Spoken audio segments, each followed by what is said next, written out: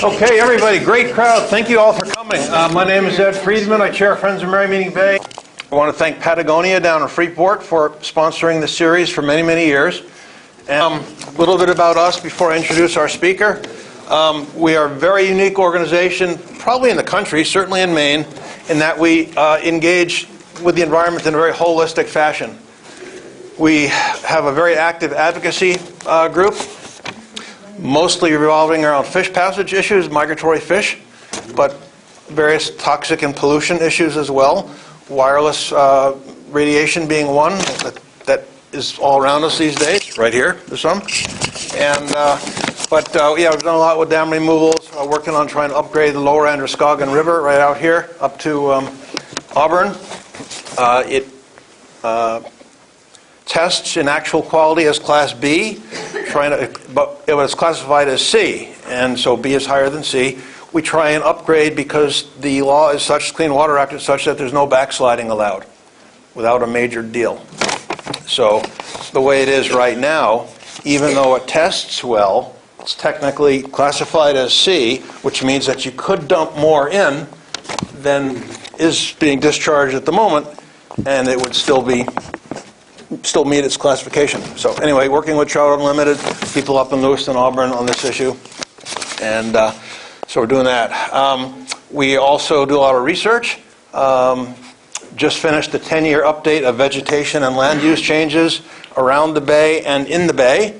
It's last year, or actually beginning of, it was last year. We're 2020 now. So that's a big deal. Aerial photography, geographic information systems, and we're the only ones monitoring that and looking at that. We've been doing a lot of archaeology over the years, often with the Maine Historic Preservation Commission. And there's some people here that have dug with us most recently over in Dresden, the most significant prehistoric archaeology site in the state. And that was a piece of land that was going to get developed, 8-house subdivision, and we were able to step in and protect it forever. And we transferred it to the Archaeological Conservancy. So we do a lot of that. We are right now in the process of protecting the most significant and largest undeveloped piece of property on the bay. And that's all I'll say right now, but it's going to be great. So, and it takes a lot of work, takes a lot of money sometimes, and a lot of cooperation from partners. We have a very active education program, and everything we do, by the way, is done with volunteers. We have sometimes one paid staff person, sometimes not. If you know of any young person, particularly who'd like a good job, as an executive director, let me know. We are looking. But one of our biggest things that we do in terms of volunteers is education. And twice a year we have a very active outdoors hands-on program we call Bay Day in the spring and the fall. Some people here have volunteered for that. And we get elementary kids from all around the bay out getting really dirty, having a lot of fun, doing real archaeology, doing real beach seining for fish, making fish prints with paint, different nature walks, all kinds of good stuff. And, when you have a fourth grader come up, you tear them away from the archaeology dig and they say, I don't want to go home, I want to be an archaeologist. Then you're probably doing something right. So, and then, as I mentioned, sort of with the Dresden Falls site, and we've protected about over 1,100 acres of land around the bay, largely valuable wildlife habitat. So we're a land trust as well. We have about 13 easements, and we own one piece of property that was donated to us that's at the junction of Pittston, Alna, and Dresden, and is mostly a pond, Palmer Pond. So we've even seen alewives come up there before. It was sort of beaver dammed on the way up from the Eastern River. So we do that. So if you're interested in volunteering, there's a little check-off thing on the sign-up sheet there, and you can do that, or you can talk to me. Bay Day is like the second Tuesday in May, and it'll be over at the Chop Point School in Woolwich. Woolwich reminds me of working on the tower issue right now, hard. CMP replaced towers at the Chops. They've lit up the whole dark sky that we used to have. It's awful. And what they're looking at instead is possibly spending money on a radar system that would detect when aircraft are in the area and only turn the lights on then. And the problem is there's really no requirement for either marking or lighting there, because the distance from the Wiscasset airport is great enough. So we're talking about nothing really, but it's a big deal. And the more CMP spends, the more they make, because they make 10 to 14% interest on equity.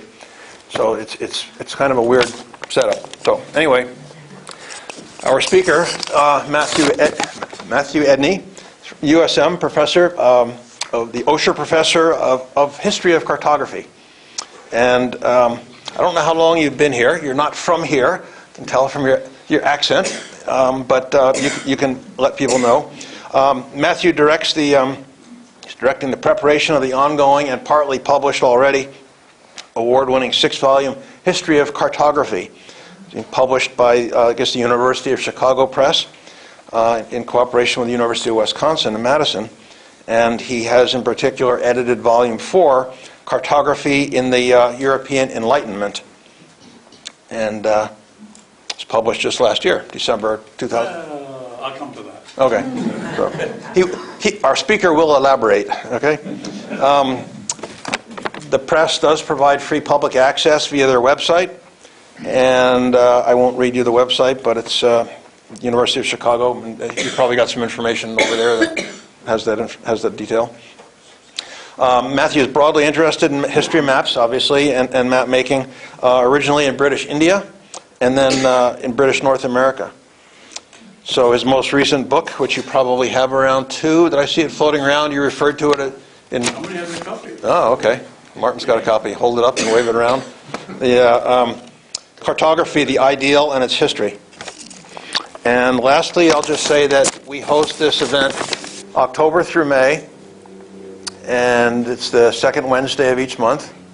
And our next speaker will be Mary, Callahan, that's someone else I'm working with, Mary Gallagher, talking about the redfin pickerel, which is a rare and endangered little fish that we are at the northern end of its range, and it's been found like in the Cadance River and in Whiskeag Creek, and that's about it. It's a pretty cool little fish, and she's been working on it for many, many years, so that's next month. I think we're good. Thank you all for coming out. This is a great turnout. Thank you. I've only done 3 classes today, so if my voice does fail, I'll go back to the machine, but I like to be out close. Yes, I have a very complex life. I'm here in Maine, and I also hang occasionally in Wisconsin. Wisconsin project is big, is ongoing. Volume 1 came out in 1987. Volume 4 has a copyright date of 2019, but it actually went to the printers. The files were sent to the printers on my birthday a couple of weeks ago, and I'm assured that there will be books available to buy and deliver by the end of March. So it's a very frustrating thing. It should have been out in November, but I don't know. It's a big book. It's 1 million words, 1,000 images, and it just takes the press time to do stuff. So this leaves just 1 volume left, which is Volume 5 on the 19th century. Volume 6 on the 20th century came out a couple of years ago. And then 2024, when Volume 5 is out, I can spend like 6 months wrapping up everything, getting the archive ready, pushing as much money as I can into our UW Foundation account, which allows me I can spend that on alcohol, and then I can have a great big party. Many people keep asking me, so when are you going to do the next edition? No. Leave that for somebody else. And as Ed said, we do have, one of the things I did is I persuaded the University of Chicago Press to put all the existing published volumes online, and the later volumes online within 3 years of print publication. So Volume 6 went online last summer. 4 will go online some point in 2023, probably. All content, every word, all free, for free access. To find it, just Google University of Chicago Press, History Cartography, and you'll come to this page. My other job here, my main job, is working in the OSHA Map Library, Smith Center for Cartographic Education, down at USM. If you don't know it, we're a fun little library. We've got about 500,000 maps. Our oldest map is from 1475, so it's well over 500 years old. And we go up to the present. Special interest in Maine, of course, and so on. We have a state-of-the-art imaging center. We do some three-dimensional imaging of globes. We're in the process for the Maine bicentennial of imaging every known bird's eye view from the 19th century of Maine towns. And we're trying to get through our Maine wall map collection as well, the county maps from the 1850s and some other things. And they will all go online for public access, hopefully by, what is it, March 15th is the actual bicentennial day. We have a website, just oshamaps.org, or if you can't find that, usm.maine.edu/maps. And you can look at stuff, high-resolution imagery, and it's neat and fun. And just because. So, on the side. On the side here, I've got 2020 calendars with the Moses Greenleaf 1820 map of the state of Maine, not the 1815 map of the District of Maine. And a little flyer, little postcard with the details about the talk and the exhibit opening, which will be on March 21st. We're going to do the exhibit opening about a week after everybody else, because everybody else in this area, Maine Historical, Portland Museum of Art, everybody wants to open on the divorce day. And rather than compete with them, we're just going to do it a week later, which is fine by me. That gives me another week to prepare it.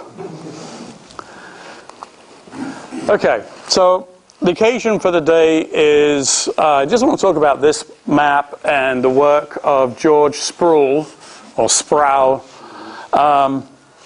showing Merrymeeting Bay, Casco Bay and stuff, just as a way to talk a bit about the mapping in colonial Maine. Different kinds of mapping, and more particular this kind of mapping, and the way in which the British government, after the 7 Years' War, after the French and Indian War, really tried to get to terms with the colonies in a way that we don't really think about now, because a revolution happened and it changed the character of state mapping. I'd also say this. I said I gave 3 lectures today dealing with ancient Greek mapping and Hecataeus and Diogenes Laertius and all these people. So if I start stumbling on names, it's because my head is still stuck about 2,000 years ago. Okay, going to do this in 4 sections. A bit about Sproule himself, because he's a fun little example of a minor imperial agent working in the colonies. A bit more about colonial mapping in Maine. Then the institutional context of the General Survey of the Northern Department. And then how Sproule's work was used subsequently in later mapping. So George Sproule, or Sproule, you sometimes have him spelt with a W, born about 1743 in Athlone in Ireland. They're right in the center of Ireland. At the age of 19, he joined the 12th Regiment of Foot. We don't have a picture of Sproule himself, but we do have a nice picture from the 1840s of officers of the 12th Regiment of Foot. He later changed to a different regiment, the 25th Foot, which was stationed in Cape Breton Island, in Louisburg in particular. And so he came out to the colonies, and at some point up to this time, he got some education in land surveying. We just don't know where, we don't know when. But by the time he got to Cape Breton, he was already an accomplished surveyor. We just don't know how or why. Today, he's mostly known as being the first Surveyor General of New Brunswick, which of course is the province created in Canada to house all the loyalists who left Maine and New England during the Revolution. But even before the Revolution, he had worked briefly as a surveyor general in New Hampshire for about a year, and then the Revolution broke out and he went back to join his regiment. But in between, he worked for a man called Samuel Holland, who I'll come back to, on the mapping of Northern America between the Potomac River and the St. Lawrence, and did an extensive arena of mapping. This is just one of his maps. Sproule probably drew this map, although his name doesn't appear on it. And why did it do that? Did I just press that? Huh? Ah, here you go. Okay. There's a very annoying little button on these things that says turn off the projector, and it's right above where you say advance the slide. Bad design. My own one is not like this. Okay, so mapping in Maine. Now, I did it again. Here we go. This is going to be very annoying when it keeps doing that. Okay. The basic principle in learning about early maps is simply this. There is no such thing as cartography. And in fact, Ed mentioned the book. If you look at the epigraph to chapter 1, the epigraph is, there is no such thing as cartography, and this is a book about it. I must admit I stole that from an historian of science who began a book on the scientific revolution saying there's no such thing as a scientific revolution, and this is a book about it.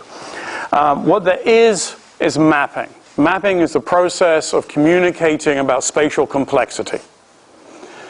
And some of my colleagues who are more theoretically inclined than I, what do you mean by spatial complexity? And it's simply this. If something isn't complex, then there's no reason to communicate about it. It's obvious. So complexity is, how you, in the eye of the beholder maybe.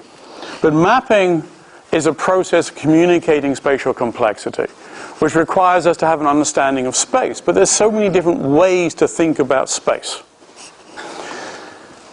We can think about space as being fragmented into discrete parcels of property. And every society from ancient Babylonia to the present that has developed a sense of ownership of land, where ownership vests in an individual, has developed some kind of mapping as part of the process of keeping track of who owns what pieces of land. So this is a manuscript map we have in the Ocean Map Library of Pownell Borough Plantation, one of the Kennebec proprietors' plantations, which nowadays is Wiscasset, Dresden over here, and Alna over here. And here's a detail of Wiscasset, giving you a sense of the scale, because there's the village, the modern-day village of Wiscasset. Everything else are the more far-flung farms. So I'll give you a sense of the scale. Or we can think about the world as an environment through which we move. In the case of shipping, charts and other kinds of representations have been developed for many, many centuries. So this is a section out of the book called The English Pilot, the fourth book, which I have the map fold out. So here's a map of part of the end of Nova Scotia, a bunch of headland views, and also texts and a couple of seagulls or something. Early mariners, so much of their work was experiential, so much of their knowledge was experiential. And the earliest maps are actually written directions. Just as you would tell somebody how to get from A to B in a car or by foot. So mariners did the same thing. And eventually they started adding in the headland views. Go down the coast till the headland looks like this. And then change your bearing until the headland looks like that. And eventually they started making more complex maps. But to give you the fact, the first edition of the English Pilot fourth book is 1689. The last edition is about 1780. In that time, the only time the maps changed is when the printing plates wore out and broke. The map was not the most important part in marine navigation, at least in the 18th century, in this part of the world. Here's another marine map, Henry Barnsley, Royal Navy captain, made and printed in Britain, just like the English pilot. Here's a detail going all the way up to Casco Bay. This is the peninsula of Portland here. A bit dodgy, you know. There is a slow development of map making by people in this country. Property maps are by far and away the most common kind of map in the colonial era. But you start to get a few people making sea charts. This is by a man called Cyprian Savac, who captained the Massachusetts galley for several years in the early part of the 18th century. This is one sheet out of 8 sheets on what he called the New England Coasting Pilot. His first map, printed in 1717, was done in Boston, and it's one of the very first maps printed in Boston or North America. It's not very good quality. He shipped this one out to England to be printed, but it's based on marine information. Not that it's necessarily very good. Here's the Kennebec area, so you can see a Rauzik, Z-I-C-K island. Kennebec River, very long, strong tides with all its branches. Trade mostly is as yet lumber, fish. Small matter came from Ireland for 3 years. By 1720, 500 inhabitants and made new settlements for farming and lumber. This is from 1729, so a bit early. But you can see you've got the Kennebec River and not much in the interior. Because coasting maps are all about the coast, where ships cease to be ships if you're not careful. The interior, different issue. And then you have maps made by people who've drawn on a lot of other data sources to make a map of a larger area that no one person could possibly examine and measure all themselves. This is a map. There should be 2 more sheets up here, but they got lost at some point. Made by a man called John Sproule in 1761. Alas, in 1763, he was shot and killed by the leader of his own expedition. They were setting up to do a road from this part of the world up to Quebec.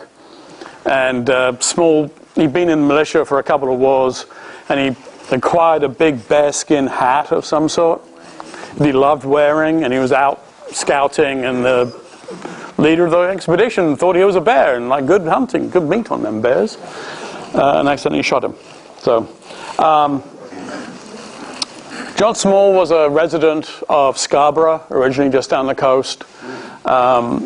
Classic example of a locally trained surveyor who's able to bring together some information to make a wider map of all of North America, or all of Maine in this case. Has a very nice, naive cartouche up here. And here is his detail of this area. The most interesting thing, of course, is that this is not Georgetown. This is the Kennebec River going up here, labeled the Arousek. There's a great confusion in the 18th century about, is a stretch of the river from Merrymeeting Bay down to the ocean, is it the Kennebec or is it the Androscoggin or the Amroscoggin or the Arousek River? So, but here's the Kennebec, here's Merrymeeting Bay, Parker's Island, which is now, of course, Georgetown, and they've got Georgetown going down where Pittsburgh should be. Well, that was Georgetown. Say again? That was Georgetown at that time. It was. Thank you. I will dig back into my sources. Georgetown, Pittsburgh, Rosette, Woolwich, Bath, all came from Georgetown.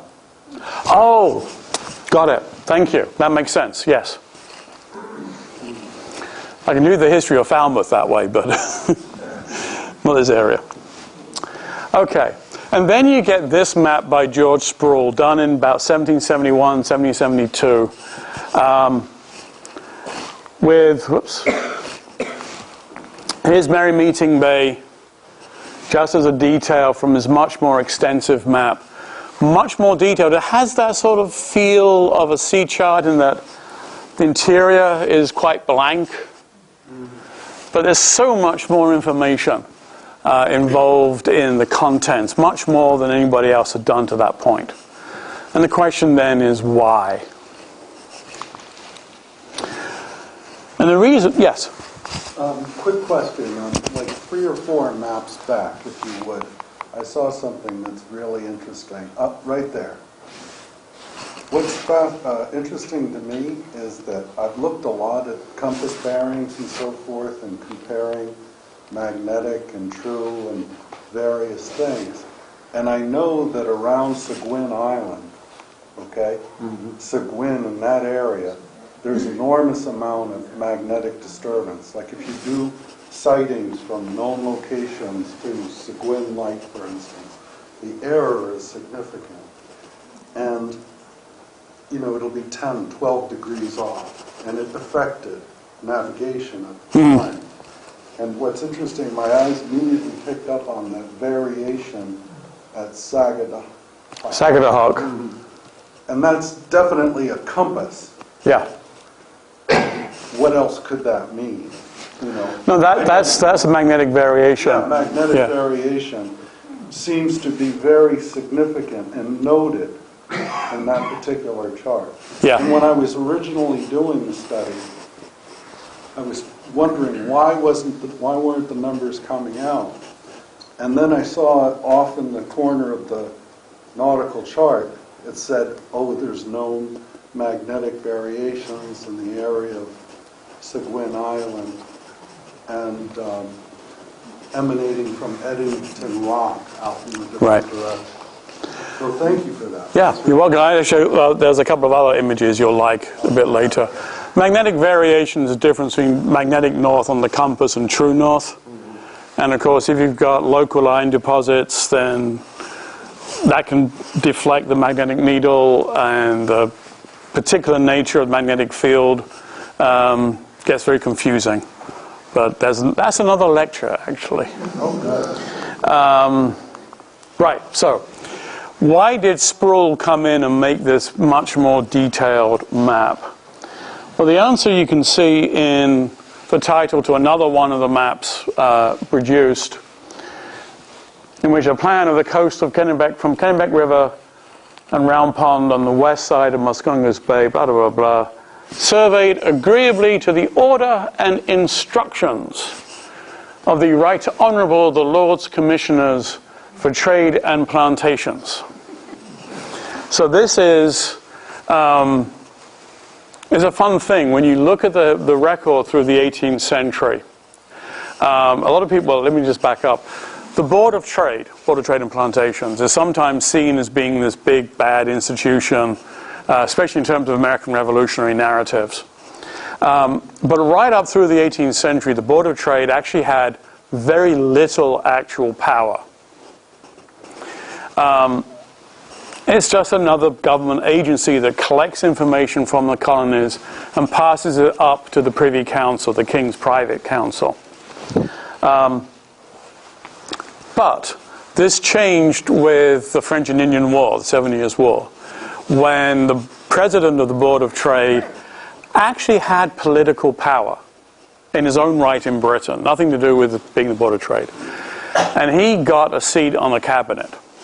And he's one of the reasons why Britain went to war in the French and Indian War. And that's another argument, another paper.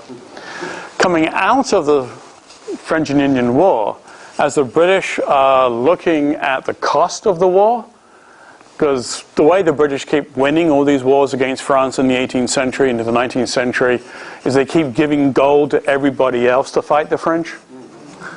So at the end of every war, the British are bankrupt severely. And so how do we figure out? So they've got to figure out how to get more money back. And this is when they passed into the Stamp Act, and they're trying, which leads, of course, up to the Revolution. But one of the things they do is to start a series of surveys of St. Lawrence Valley, Newfoundland, other places, trying to figure out just what is in the colonies. Because of so many years, the Board of Trade, you read their minutes and they say, wouldn't it be nice to actually have a map or two? And in fact, every royal governor who was sent out to the colonies, from Newfoundland all the way down to Georgia, in their standing orders that everybody got was the instruction, and send us back maps. And as far as I can tell, in the entire 18th century, do you know how many governors actually sent back a map because of those instructions? One. Once. It was only when the President of the Board of Trade, Lord Halifax, actually had political power and said, you will send me back maps and you will do it now, did they actually send back maps about 1755. 1754 or 55. So coming out of the French and Indian War, the Board of Trade has suddenly acquired a great deal of information, but they're still very vague, not very detailed. And the British government kept wanting more and more detailed information.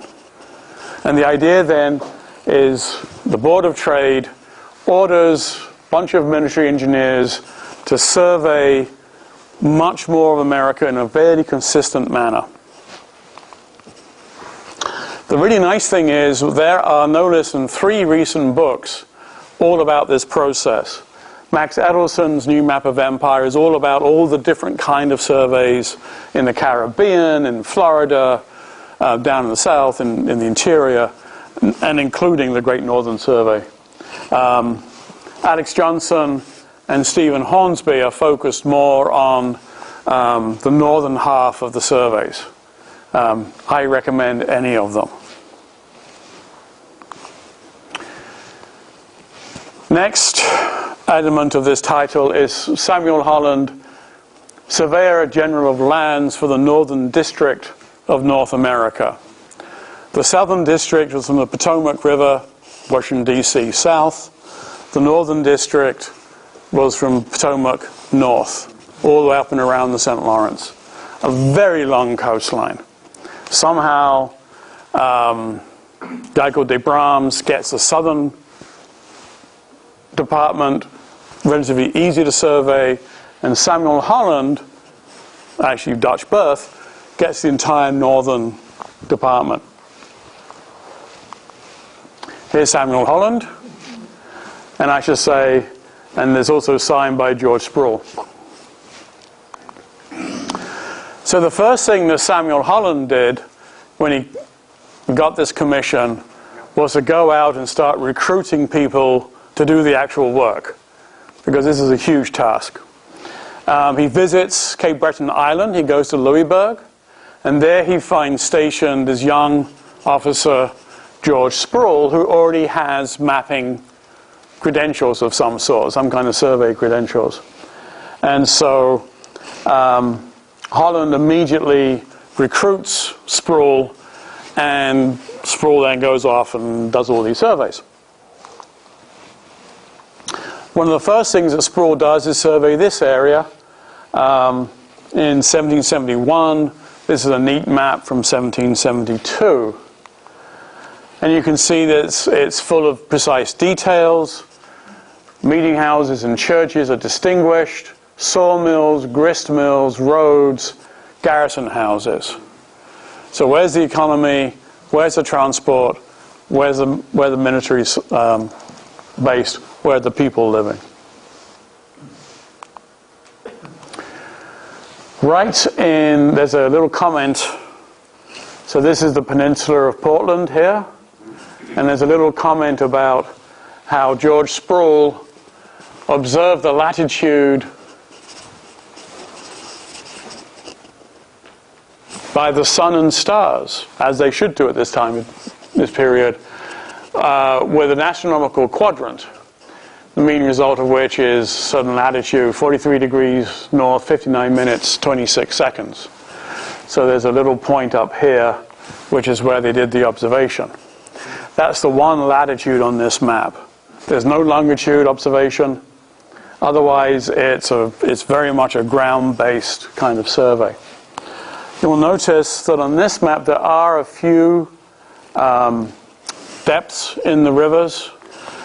These were surveyed by a naval vessel on loan to Holland called the Canso.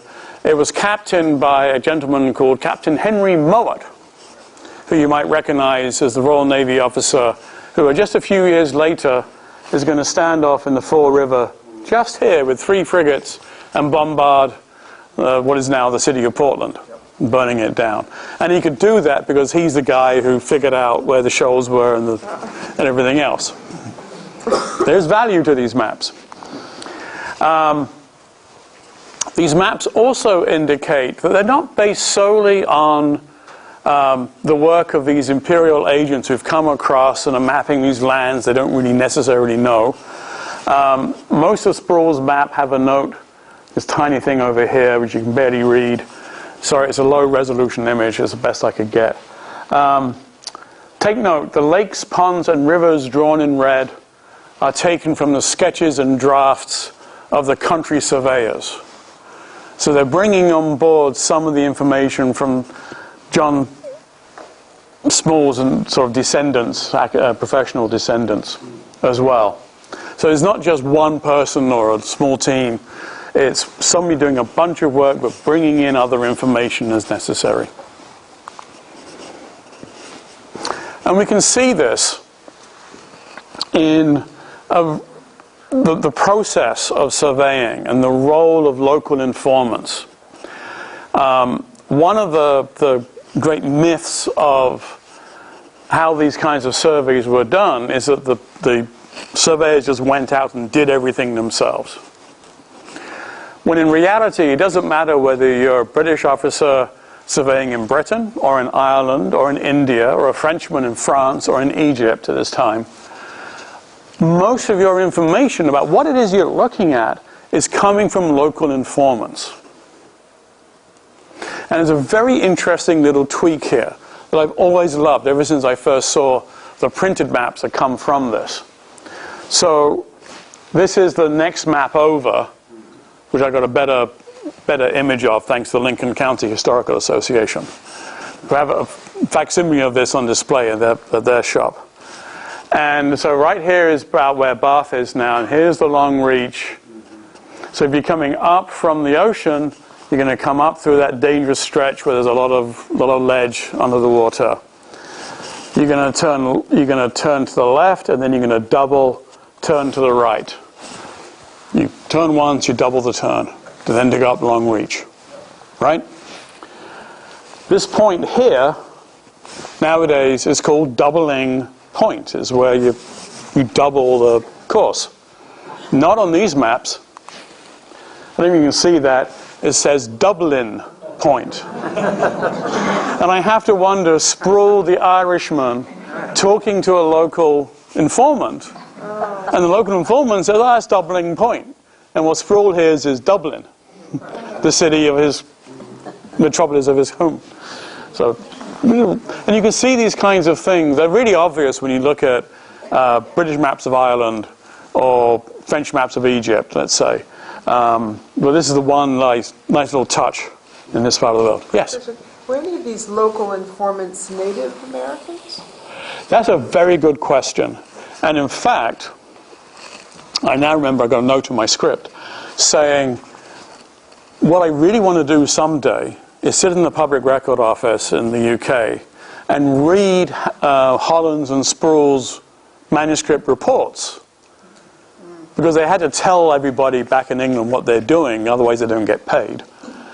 And apparently some of their informants are mentioned in those reports. And I would love to know who they were and figure out their relationship to the land. I'm absolutely certain that if they're asking anybody who's around, some of them are going to be people of native ancestry. But I don't know for certain. Sir? An interesting point. He seems to have spelled, down on your lower right hand on the river there, he seems to have spelled Fiddler Reach with an S. And if you go to today's hydrographic charts, it's Fiddler Reach with Right. no S. But the town of Pittsburgh calls it Fiddlers with an S. Ah, So there's an interesting disconnect there, and I don't know which is actually correct. both.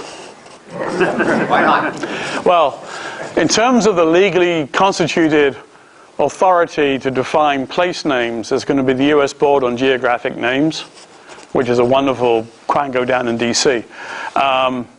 Whatever they say is the legally defined place name. Do they bother with such small places? No. So I have no idea what it is. My experience is that the Naval Hydrographic Office is pretty fussy about names, Right. and their chart calls it Fiddler without an S. So who knows? Yeah. So, Are you going to discuss how they get the coastline so accurate? Is it visual observation? Is it measurement? oh, And do they do it from the water, the land? yeah. So the question, how do they actually get it so accurate?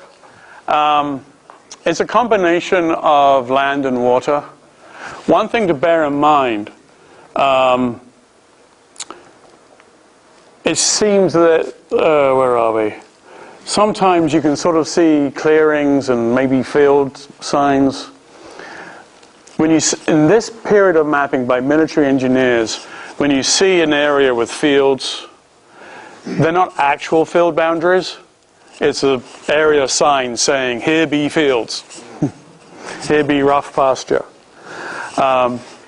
So my guess is that most of this is done from the water, with frequent stops on shore.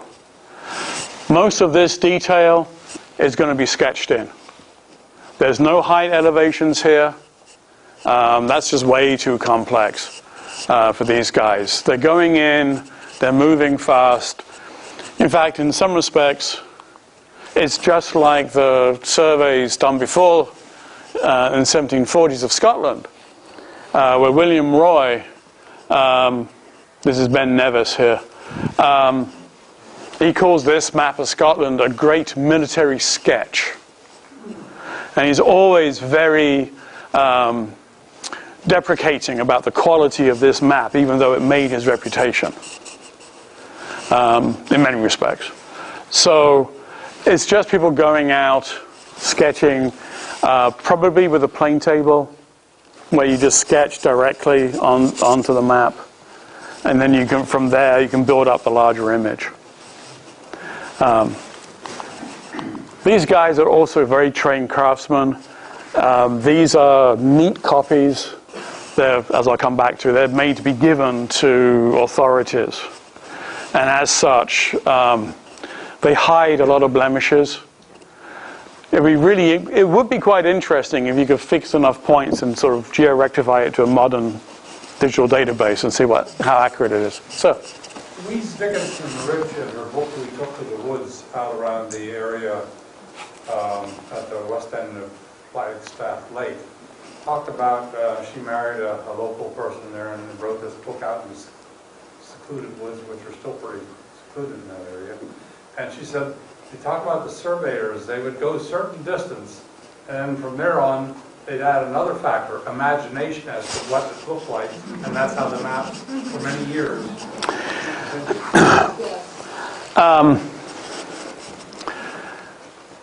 When the control systems were weak, which is for most of the 18th, 19th centuries, and the federal government is paying people to do things, there's a lot of people sitting in pubs drawing maps of places they've never been to. Yeah. Probably most of the detail was done by compass work. Both of the maps, both the map of going up to Kennebec and the next map going over to Penobscot, have very nice compass roses. They also clearly indicate true north and magnetic north. So you've got your basic variation on both of these maps. So you've got your compass, some kind of distance measurement. It could be as basic as running a little log off the back of your boat as you go down the river to figure out your speed and time the locations of inlets and stuff, so that will give you your distance. These guys are very creative. There's never one way of... no surveyor ever has one way of doing things. They have huge bags of tricks. And the fun thing of talking to surveyors is they always come up with, so here I did this other thing, and there I did this other thing. It's all very confusing. So anyway, so basically this whole survey is just a great military sketch. Sketching from the ground, hills and everything else. And I don't know why I had that slide there. Oh yes, so as I said, these maps are presentation maps. They're made to be given to people back in Britain. And there's a very clear reason for doing this. Giving people in authority in the 18th century generally loved maps. And if you gave a map that you made to your colonel or to a general or to some politician, they're going to remember you. And it's a way to get a leg up. It's called interest or patronage. And it's how the entire British system worked in the 18th century. And so for Sproule, this is a way to get his name mentioned so that he can get advancement. He can get staff positions, maybe regimental promotions, and make a life for himself. Now, this map was sent as an enclosure to Thomas Pownall, who was one of the British sort of imperial administrative secretary to the Board of Trade. He had been governor in New York for a while. Was it New York? No, New York. Massachusetts? No, was he? He wasn't Massachusetts, was he? Anyway, as I said, my head's still in ancient Greece right now. Samuel Holland sent it to Pownall in 1772, and a minute went to Pownall in 1773. Pownall made the mistake of telling George III that he had just received some very nice maps. And George III's response is, "Can I see them, please?" As a very good colleague of mine and former head of the British Library map room, who's an expert on George III and his collection, says, anybody who gave a map to George III had to keep a second copy. Because George III will never give the copy back. Especially if it was a nice, neat copy. And sure enough, this is a map in what's called the K-Top, the King's Topographical Collections. This is about, hang on, 6,500 maps, mostly manuscripts, some printed maps that George acquired. Basically, they came over his desk, he kept them. He stole them. And he stored them here, in a special annex to what is now Buckingham Palace, then the Queen's house. And he built this library just for himself. And when he was insomniac, which was frequent, he'd get up in the middle of the night and go out and graze the books and the maps and everything else. Question, sir? I'm thinking about the mapping, and in Portland you mentioned it was the latitude position, no longitude, but there was only one. And it seems that to make a map, you need a datum. Was that their form of making a datum to be able to sketch out the rest? And the second question would be, when these people were making these maps, were they sharing a datum? For example, right now your GPS is WGS 84. Prior to that, it was NAD 27. So at some point, these people had to start thinking about datums to be able to transfer this information. Otherwise, it'd be like separate surveys all over the place. There are separate surveys all over the place. But at some point, they have to change that. Right. That change doesn't happen until well into the 19th century. So it took the longitude of time to be able to do that? No. Longitude is a different thing altogether. So going back to the beginning, right, when I said there's different kinds of mapping. So geographical mapping, mapping of the world, mapping of big regions, We do that in a framework of latitude and longitude, starting really in the 16th century, 15th century. And for that, historically, we use the word map. Map means a geographical map. In French, carte géographique, Landkarte in German. As opposed to a plan, in French, a plan, in German, a plan, that is the basis of, there's a map drawn by observation and measurement. Then you've got chart, which is for marine stuff. The different kinds of maps, right up until the 19th century, have different geometric foundations. So these kinds of plane charts, these kinds of plans, are just flat Earth. The instruments are crude. There's no way you're going to have any appreciable error, even over this area, because of the Earth's curvature. It's just not going to be apparent. So they didn't worry about it. The geodetic measurement for the meter, in the 1798, 1804 period, even that with the then incredibly precise base measurements and angular instruments, they still weren't precise enough to worry about spherical excess in the triangulation, i.e. the difference between plane triangles and spherical triangles. And so everything was done in the plane geometry still. It's not until mid-19th century, especially with the International Geodetic Measure of Degree in Europe, Jakob Bayer's thing, that's when you start to get instrumentation that's so precise, you can actually see the effects of curvature. And that's when you start to get people talking about creating ellipsoids, your datums. There's some statistical issues there as well. But when you look at the first round of co-survey charts right up into the 1870s, 1880s, they are not on a datum. And people who try to take early coast survey charts and put them into a GIS, they routinely just beat their heads against the wall because they keep coming up, well, what's the projection? Well, probably none. So all they can do is just do some coarse rubber sheeting. It's really quite bad. So from our point of view of how we think about mapping technologies today, which are all interwoven and connected, it seems very hard to do these surveys. But yeah, every one of these maps is a different thing. And it wouldn't be any problem using them because the way they're used is this bit here and this bit there.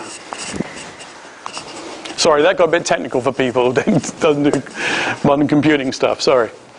Yeah, so George III's library is wonderful. George's library, his map collection was given to the British state 1823 by his son. Two parts of his collection, the topographical and the marine, they're in the British Library, but the military collection, which is George III's collection of maps of battles and battlefields and portraits of pictures of battlefields, that he kept, that George IV kept.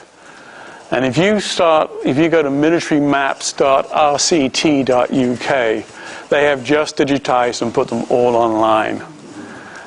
So battlefields from mid-16th century up into 1815. There's an incredible resource.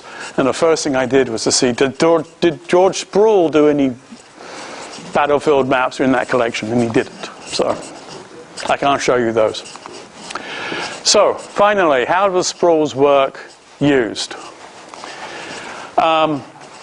Basically, Samuel Holland, Sproule's boss, got into an agreement with a former governor of Newfoundland, JFW Debar. Debar was running on hard times and needed some income. And so Holland said, hey, why don't you take all these different surveys? James Cook survey of Newfoundland, your own work of Nova Scotia, so he's Nova Scotia, not Newfoundland, my work in the Northern Department, and have them printed in England. And the result is what's called the Atlantic Neptune. Huge series of maps, headland views from Labrador and the St. Lawrence all the way down to the Caribbean.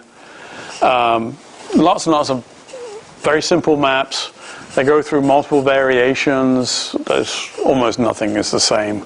Every time one's printed, there's an adjustment to a couple of plates so that the next impression is slightly different. It's an insane thing to keep track of.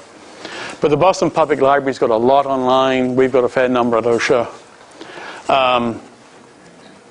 And you can start to see how Sproule's work here starts to get used for the engraved. It's greatly simplified. There's a particular style of 18th century copper engraving which is just black line work in various ways. But it emulates watercolor military engineering plans. And it's a very good style. It's a very particular practice. And it dies out in about 1815. So everyone stops doing it. But in this period, this is not being done in that very fine way. It's a very coarse summary of the Sproule map. This is the Casco Bay map from the Atlantic Neptune. I mean, this is a big elephant-sized folio. I mean, this is a large puppy. By the way, puppy is a technical term in map history. And you can see again, right here, we've got Dublin, the city point. So that carries over quite nicely. Eventually, the Atlantic Neptune charts become the basis for the early independence, early 19th century mapping. So Lemuel Moody, the guy who built the observatory in Portland, also made this chart of Portland Harbor. And here's a detail, and you can see the observatory nicely prominent. And this is all based on the Atlantic Neptune. The only difference is the island names have been changed to record more local usages rather than those recorded by the imperial agents out of Britain, like Sproule. Also used in a series of maps by a guy called Seward Porter. It's like 12, 13 sheets along the length of Maine. If anybody has any of these copies and you want to give them to the Ocean Map Library, yes, please. This is one of my desiderata for the library. They're lousy charts, they really are. Seward Porter had a deal with Lemuel Moody, and they fell out, and Porter did his stuff. They're not very good, but hey, want them.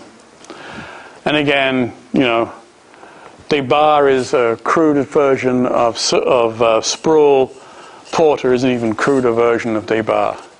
This is true degradation as you go forward. So, that's all I have to say. On March 21st, you can come and listen to me burble about the Maine bicentennial and mapping of Maine and its people and the whole thing. But otherwise, thank you for listening.